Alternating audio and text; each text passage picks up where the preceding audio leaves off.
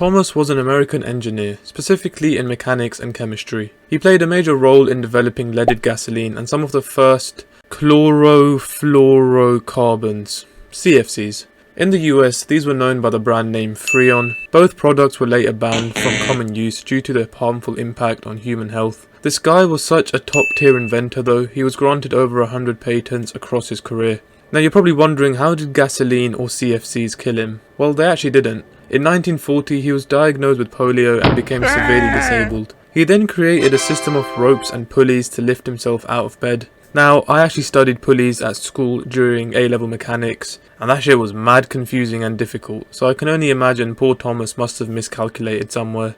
Because on November 2nd, 1944, age 55, he was found dead at his home. He had become entangled in his own device, and he died of strangulation. Karl was a French tailor, inventor, and parachuting pioneer. Nowadays, he's remembered as the Flying Tailor. Technically, he didn't fly, but we'll get to that. Karl had become obsessed with creating a suit that could transform into a parachute to help people survive high falls. He'd created many prototypes over the years, but none of them were successful. He also had jumped from a height of 8 to 10 meters, testing one of his inventions. His invention failed, but he'd fallen in a pile of straw, preventing any injuries. He then carried on and then asked the French police for permission to conduct an experiment from the Eiffel Tower. He received permission in 1912. On the big day, he revealed that rather than testing his suit out on dummies, he was actually going to test it out himself. People tried to stop him, but this man was on a mission. He climbed to the first platform, got to the edge, and jumped off.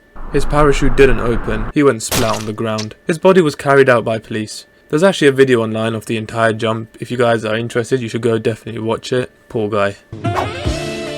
Now Gary is still alive with us today. His invention didn't kill him physically, rather it killed his relationship, confidence and hairline. I'm very sorry, Gary. Gary was the founder of Match.com, a dating website. He thought this website would bring single individuals together and help them find love. Little did he know his own wife was having a blast on the site, matching men, and unfortunately he lost his wife to a guy she met on Match.com.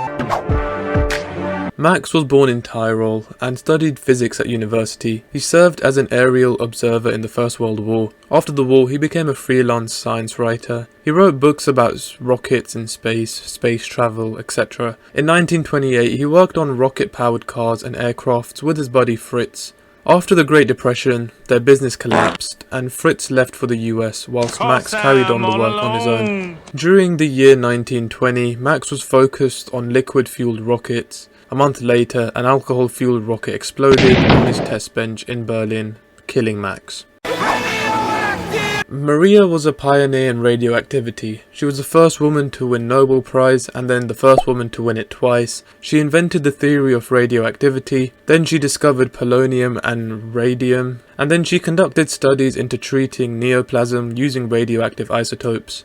Unfortunately, as brilliant as she was, she and the other scientists didn't realise the harmful effects of radioactivity, therefore they basically used no protection. At age 66, she died from aplastic anemia due to her exposure to radiation which damaged her bone marrow. Her body today is still so radioactive, her coffin has to be lined with nearly an inch of lead, along with her research notes, even her cooking books. That's how much exposure she had to radioactive substances.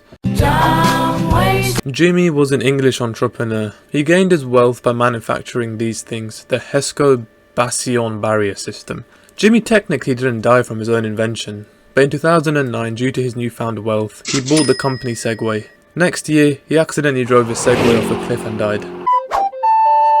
Dr. Charles Drew got done the most dirty in my opinion. So basically, he was an American surgeon and medical researcher. His speciality was blood transfusions. Being a prominent African American in his field, he would attend protests against racial segregation in the donation of blood. In 1939, Drew travelled to Alabama. He was driving with 3 other black physicians. Whilst driving, he lost control of the wheel, drove into a field, and somersaulted his car 3 times. The other 3 physicians were fine, but Drew suffered severe wounds. When he was taken to the hospital, as he was from coloured descent, and this happened during the Jim Crow era as well, he was denied the right to the life-saving blood transfusion that he himself had invented to try and save his life, and then after this he unfortunately passed away. It's important to note that some people do say this was a myth and that his injuries were too severe and nothing could have saved him. I don't know, I think that's a bit dodgy, mate.